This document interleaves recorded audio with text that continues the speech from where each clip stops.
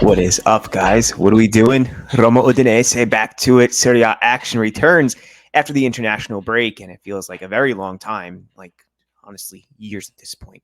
The anticipation. No, I'm kidding. But I am looking forward to see Roma get back to winning ways.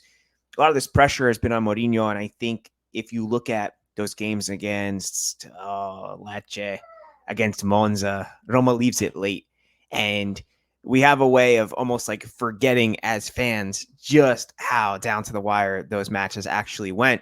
And then you look at the game against Lazio, and it really shouldn't come as a surprise. And the one thing we need to see is Roma play a full 90 minutes and not just a 15, regardless of injuries or midweek games or a full stack calendar. It just doesn't matter. If you want to be a champion, you can't have alibis. You got to go out. You got to take the match. And we're going to be talking a lot about that a little bit more today. Mourinho addresses stuff like that in the pre-match press conference today as well. Some other Serie A news. We got the Derby d'Italia coming. That's going to be previewed a little bit, those starting formations. I do value your time. We are going to be looking at the starting predicted formations for Roma Udinese before we get to the longest part of this episode, which will be the breakdown of the Mourinho press conference. But a couple of things in Serie A right now. We see Balotelli getting into a car accident just the day after he gave Mancini, or I should say Spalletti, that kind of call for help of like, I'm still the best striker in Italy. Okay, buddy, but like you're out of control, man. Also, Camarda could be the youngest Serie A player debutant ever, 15 years of age and 8 months if he gets on the field for Milan against Fiorentina. And he's been putting in something like 5 goals per game. Something insane. And now he's in Abate's U19 side, which is actually 2 levels above what he should be playing in as far as age goes. But that's just, very looking forward to that for Italy's point of view. But for Roma's, this could be somebody who comes to haunt Serie A for a long time now. Or does he get $100 million offer to Saudi Arabia? Who knows anymore? But let's get into it. We're going to get to the Derby d'Italia here first and take a look at what Football Italia or Sportsmole. Yeah, what Sportsmole thinks that starting formation is going to be. The first thing that jumped out to me was the lack of quality in this Juventus side. Szczesny, yes. But Gatti, Bremer, yes. Bremer, Serie A MVP, or at least defensive MVP the year that he moved to Juventus. Rugani, no. Cambiaso, young. McKennie, average. Rabiot, decent. Moretti, young, inexperienced. Kostic, yes, decent. I think he's a quality winger. Yes, the best player on the field for Juventus for sure.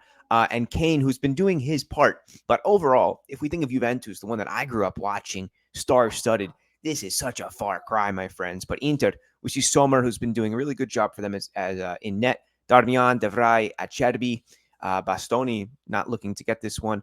By the way, if you want a really in-depth Derby d'Italia, take a look at Raul Uncle Sharma's webpage, YouTube. I'm always doing stuff with him. He's a great guy.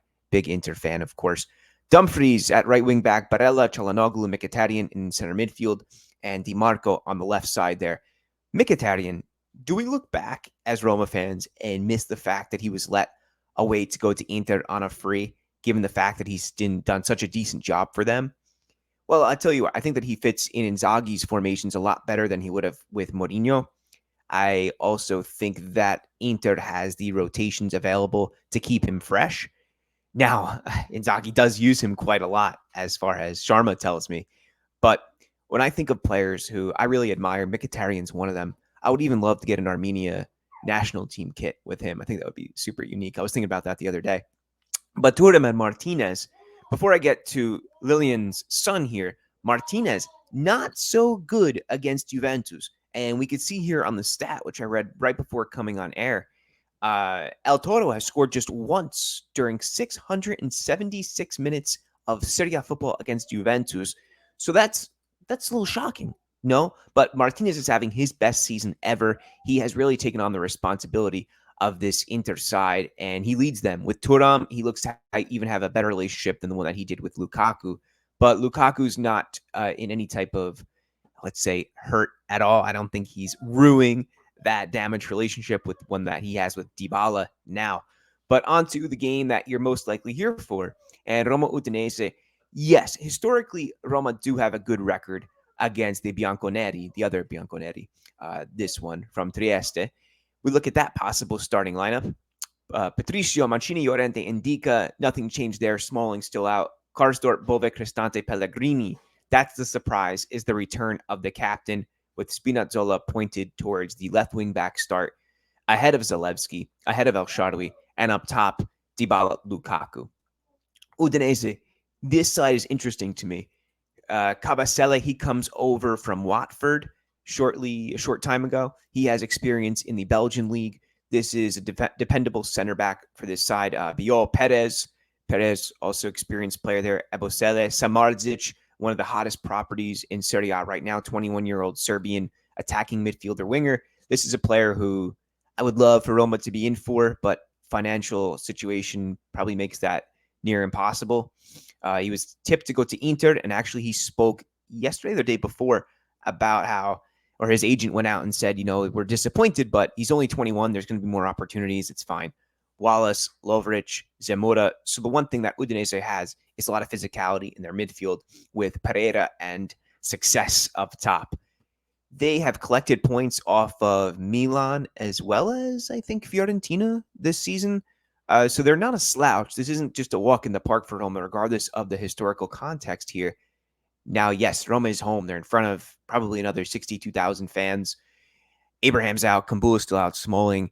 But Paredes will be there. Dybala, after their success against Brazil. That was an insane match. Dybala was in the stands. Paredes, though, if you go on my Twitter page, I can't say exactly what he did, but if you watch one of those videos, it was pretty funny towards the Brazil fans there. And that was the first time, right, that Brazil lost against Argentina in Brazil in a World Cup qualifier. Something crazy. But we look at the Serie A form, and as I mentioned at the start of this episode, some of these concerns about Roma are being paved over by the actual green here versus the red. So it looks like everything's fine, right? A win against Lecce, win against Monza, a draw in the Derby delle Capitale, which is fine. But the fact of the matter is that Roma's left it very late. The scoring opportunities have dried up. They've had a big difficulty in getting the ball in the back of the net. But on top of that, just getting shots off. Periods in the past, Roma have done well with expected goals, but the conversion hasn't been there. But now the issue is there's no XG, there's no shots on goal, very limited. When there's no Dybala, there's no Pellegrini, the team loses creativity. And these are questions that you have for the manager. Whether you've been with Mourinho your whole life, or you back him because he's Roma's manager and that's the right thing to do, or you hate him. Whatever the context is, you have to look at this team and say, and you could tell me that, okay, well, it's a Mourinho team. They're not going to get a lot of chances. But if you don't get a lot of chances, you're not going to score a lot of goals. Regardless, if you're playing counterattacking football, possession-based, total Dutch football, whatever it is, you have to make scoring opportunities. You cannot rely on always finishing these matches so late. And I'm thinking of Marko Galovic somewhere out here. If he's watching this episode, he's probably like, yes, Wayne. But this is the reality of football. Guys, have been a coach, player my whole life. Know how it goes. You know how it goes. So if we want to say and live in this denial fantasy world like everything's okay, that's just not the truth. Okay, so I'm pretty content with that starting lineup that predicted. I do want to see Spinazzola get back on his horse, so to speak. There are rumors that Saudi Arabia could be in for him, could be in for Smalling, perhaps other players during the January transfer window. There's also this rumor that perhaps Renato Sanchez's contract will be terminated.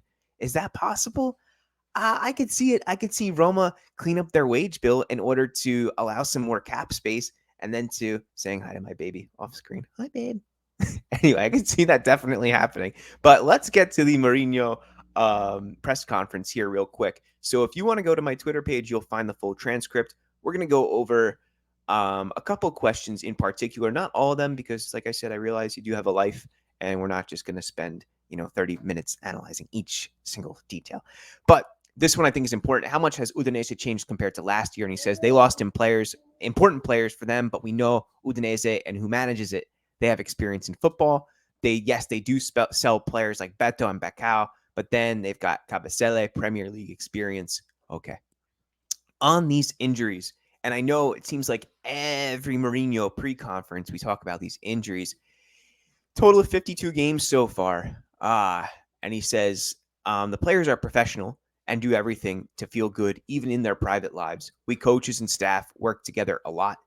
Sometimes people think that in training is 2.5 hours, but we work on many variables, and we think we are doing a great job. He says in Smalling's case, and this is really what I want to get to here, the injury exists. So maybe there were these beliefs. I thought Smalling was going to be back by now. I think any reasonable individual thought Chris would be back on the field by now. He says even among normal people, there are those who can tolerate pain better. Smalling is not a boy who knows how to play in pain. He pulls back a little. His injury is difficult. It's a great frustration for me because it's in the position where we need it most. We have to be patient, and I don't have to massacre myself, and I can't do it with him. Let's see when he comes back. In the last few weeks, he hasn't spent even a minute outside the infirmary. He doesn't even know if it's cold outside because he hasn't been there in a while. He says it's the first week in which there is no more pain. Next week, let's hope a little bit better. I don't know if he comes back before 2024. Let's hope and see. Chris, man, this is a disappointment because Roma need him. Roma need him at the back. They need to get Cristante up the pitch to control things a little more, to get him into the more attacking phases, which honestly is probably his best quality, his best positioning. A little bit about the fans, the pressure of the fans home and away. He says, I had teams provoking people outside from inside the bus because we wanted something. There was no mess, and therefore we wanted something to excite ourselves more. I've had these types of teams with this personality. We have to improve because away from home, we can usually play excellent games, but also lose against Slavia, Ludogorets, or Bodo. I really like this line here. He says, with some teams, I liked playing away more than at home. They were a gang of bandits who enjoyed playing outside the house. We as a team don't do this.